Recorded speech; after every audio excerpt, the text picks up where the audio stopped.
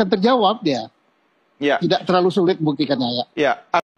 Kalau memang benar, kalau itu if itu jika itu andai. Nah, kita sangat sayangkan karena Pak Rudiana kan mestinya tahu hukum gitu ya. Assalamualaikum warahmatullahi wabarakatuh. Apa kabar kawan-kawanku semuanya? Semoga sehat selalu dirahmati Allah dan juga dilancarkan rezekinya oleh Allah Subhanahu wa taala. Amin Allahumma amin. Ada kabar yang berhembus, guys. Kabar yang beredar bahwasanya Ibtu Rudiana itu telah meyakini kasus Vina Cirebon itu adalah kecelakaan. Apa di antara bukti kalau Ibtu Rudiana itu meyakini itu kecelakaan? Oh, ternyata dari kabar yang beredar dan juga keterangan saksi yang diberikan waktu sidang PK, bahwasanya itu ada dugaan Rudiana ini telah mencairkan dana asuransi kecelakaan. Jadi masih ada dugaan. Meskipun dugaan, akan tetapi itu disampaikan di dalam persidangan, guys. Di dalam persidangan disampaikan, jadi ada yang mencairkan, itu Rudiana mencairkan. Nah, apakah ini benar atau salah? Apa begitu? Benar atau salah kalau Ibtu Rudiana mencairkan dana asuransi kecelakaan itu? Nah, kalau benar, berarti kan positif mengakui kecelakaan. Kalau salah, berarti tidak mengakui adanya kecelakaan. Tapi seperti apa tanggapan dari Pak Susno Duaji tentang beredar kabar Ibtu Rudiana mencairkan atau dugaan Ibtu Rudiana ini mencairkan dana asuransi? Nah, coba kita tengok komentar dari Pak Susno Duaji. 1, 2, 3. Ya, silakan Jenderal. Ya. Betul, saya kan kasih pendapat. Pendapatnya tidak kepada satu kasus yang sedang akuo di sidang, tapi kan secara general. Kemudian berupaya senetral mungkin. Nah, kemudian kembali saya terkait dengan saksi yang dibawa sumpah. Memang keterangan itu harus diberikan di pengadilan dan dibawa sumpah. Ya. Kalau itu tidak benar, maka itu namanya saksi palsu. Nah, jadi kita ya berharap saja mudah-mudahan yang memberi keterangan tidak bohong ya, tetapi didukung oleh fakta. Nah, sekarang sehingga itu bantu jalannya sidang. Nah, caranya bagaimana? Ini kan terkait dengan ada apa tidaknya pencairan asuransi kecelakaan lalu lintas untuk Eki dan Vina ya. Ya. Nah, tahu-tahu ini pembunuhan. Sebenarnya ya gampang buktikannya. Selain omongannya di pengadilan, juga nanti kan dibuktikan dengan ada di situ kan ada cabang asuransi kan, cabang asuransi Kota Cirebon. Mudah-mudahan datanya ada. Jadi ada data bahwa asuransi mengajukan asuransi tidak cair, atau ada data mengajukan asuransi cair, atau ada data tidak mengajukan asuransi. Nah, jadi itu kan buktinya kan sangat didukung oleh bukti-bukti autentik. Ya. Jadi ngajukan tidak cair, ngajukan cair, atau tidak ngajukan. Nah, itu nanti akan terjawab dia. Ya. Tidak terlalu sulit buktikannya ya. Ya, artinya Jenderal Susno, sebenarnya somasi yang dilayangkan oleh Bu Elsa ini bisa mengubah apa yang terjadi dalam persidangan selama ini ketika memang ternyata di kemudian hari bisa dibuktikan bahwa itu keterangan palsu. Begitu, Pak Susno? Tidak akan merubah sama sekali, tapi merubah tentang keterangan Titin ya. Ya. Terkait dengan asuransi. Nah, terus yang kedua, ya saya nanggapi juga tentang pengajuan asuransi. Kalau memang benar, kalau itu if itu jika itu andai. Nah, kita sangat sayangkan karena Pak Rudiana kan mestinya tahu hukum gitu ya. Tapi mudah-mudahan ya tidaklah gitu kan.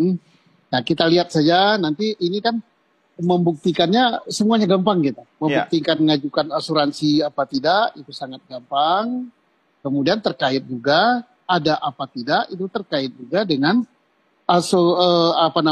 somasi yang diajukan oleh Bu Ilsa gitu kan. Iya. Nah, mana yang benar? Kalau ternyata tidak ada asuransi yang cair, tidak ada asuransi yang diajukan, atau diajukan tapi tidak cair, itu semuanya akan ada dampak hukumnya. Tapi bukan berarti dampak hukum secara keseluruhan kepada PK, bukan.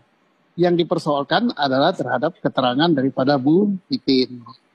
Ya, Pak Susno, artinya kalau memang somasi ini tujuannya untuk memperkuat keterangan itu palsu atau tidak, artinya yang lebih untung kan soal kasusnya, bukan untuk menguntungkan Bu Elsa dan teman-temannya, begitu Pak Susno? Nah, kalau Bu Ilsa kan dia kan terkait karena Bu Ilsa kan sudah menjadi pengacara Ibtu Rudiana. Iya. Kemudian nama Ibtu Rudiana didengungkan telah mencairkan asuransi kecelakaan. Padahal peristiwa ini dilaporkan oleh Ibtu Rudiana ke Polres Cirebon Kota sebagai peristiwa pidana pembunuhan. Iya. Jadi tidak benar ya tentunya Bu Elsa, ya saya tidak membela Bu Elsa, ya karena kliennya merasa dicemarkan nama baik, maka dia hak dia untuk menuntut gitu bahwa itu keterangan tidak benar. Tapi apakah benar apa tidak yang dikatakan oleh Bu Titin di pengadilan? Mari kita lihat, pembuktiannya tidak terlalu sulit, tidak perlu ngotot-ngototan, tetapi kan langsung saja to the point kepada kantor asuransi Jasara Cirebon Harja ya yang ada di kota itu ya. Cirebon. Iya. Mudah-mudahan asuransinya administrasinya bagus gitu. Bahwa oh betul ada pengajuan asuransi tanggal sekian bulan sekian atas nama ini korbannya, kemudian yang ngajukan orang tuanya atas nama ini dan asuransi sudah cair. Itu satu kemungkinan. Kemungkinan kedua, oh betul ngajukan asuransi tapi kami tolak karena tidak memenuhi syarat. Kemungkinan yang ketiga adalah, oh tidak ada sama sekali pengajuan asuransi dari Ibtu Rudiana. Nah mana yang benar, mari kita lihat instansi yang berwenang menjawab nantinya. Menurut Pak Susno Duaji tentang kabar yang beredar bahwasanya Ibtu Rudiana itu telah mencarikan atau mengajukan ataupun tidak mengajukan asuransi kecelakaan, itu sangat mudah sekali untuk membuktikannya. Jadi ya tinggal datang aja, konfirmasi aja, cari datanya ke Jasara Harja untuk mengecek, untuk mengkonfirmasi apakah ada Ibtu Rudiana itu mencairkan atau mengajukan tapi tak cair, atau tak pernah mengajukan sama sekali. Itu semuanya ada datanya, tergantung dari pihak Jasara Harjanya, apakah administrasinya itu rapi atau tidak, administrasinya itu tersusun atau tidak. Nah, tergantung dari pihak Jasara Harjanya. Kemudian terkait benar atau tidaknya Ibtu Rudiana ini mencairkan asuransi, pernah mengajukan asuransi tapi tidak cair, ataupun tidak pernah sama sekali mengajukan. Nah, Pak Susno memberi jawaban bahwasanya ini tidak menjadi atau tidak berpengaruh terhadap proses keseluruhan atau keputusan keseluruhan dalam sidang PK. Karena menurut Pak Susno ini adalah termasuk segelintir yang kecil ya. Segelintir yang kecil permasalahan persaksian yang ada di persidangan sidang PK yang disampaikan oleh salah satu saksi, akan tetapi benar tidaknya ini tidak mempengaruhi proses persidangan sidang PK. Terkait dengan somasi yang dilayangkan oleh Bu Elsa kepada Bu Titin, yang mana Bu Titin itu menyampaikan dalam persidangan itu bahwasannya Ibtu Rudiana ini mencairkan, kemudian dibatalkan dan sebagainya, asuransi maksudnya, itu ya termasuk upaya hukum yang ditempuh oleh Bu Elsa untuk membela kliennya. Jadi itu hal-hal yang wajar-wajar aja, yang namanya pengacara ya ditunjuk sebagai penasihat hukum, membela klien itu sudah hal yang biasa. Nggak mungkin pengacara nggak membela kliennya.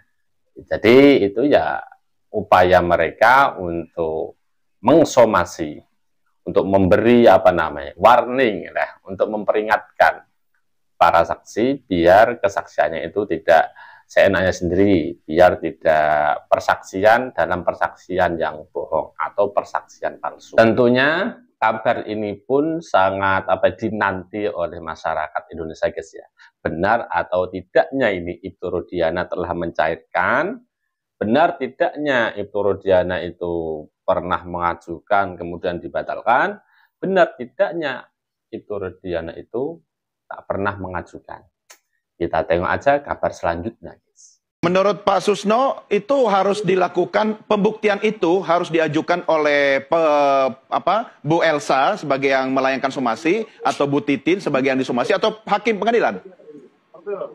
Kan itu nanti kan diperiksa oleh penyidik, ya, penyidik tentang keterangan palsu, keterangan palsu di bawah sumpah di pengadilan. Nanti penyidik tentunya akan memeriksa saksi pelapor. Saksi pelapor juga akan meriksa saksi fakta, tentunya akan dipanggil adalah dari pihak asuransi selaku lembaga, bukan perorangan. Bisa saja kepala asuransinya sudah pindah ke Jakarta, bisa juga sudah pensiun, tapi kan yang menjawab nanti adalah lembaga. Siapa yang ditunjuk oleh lembaga, apakah pimpinan asuransi cabang Cirebon, apa siapa, berarti keterangan dia resmi. Tentunya didukung dengan fakta juga. Nah, faktanya apa? Oh betul, tanggal sekian ini suratnya masih kami arsipkan, dia mengajukan asuransi. Oh tanggal sekian ini ada bukti pencairannya. Atau misalnya, oh tanggal sekian dia mengajukan, ini surat pengajuannya. Oh tanggal sekian ini jawaban dari kami asuransi Cirebon bahwa kami tolak karena tidak memenuhi syarat. Atau bisa juga dijawab oleh kepala cabang asuransi Cirebon bahwa kami sudah meneliti berkas kami, sama sekali tidak ada pengajuan asuransi itu. Jadi kan clear ya. Ya, satu lagi Jenderal, sebelum saya kembali ke Bu Elsa. Ini somasi ini khususnya adalah upaya mencari kebenaran atau upaya pembenaran menurut Anda?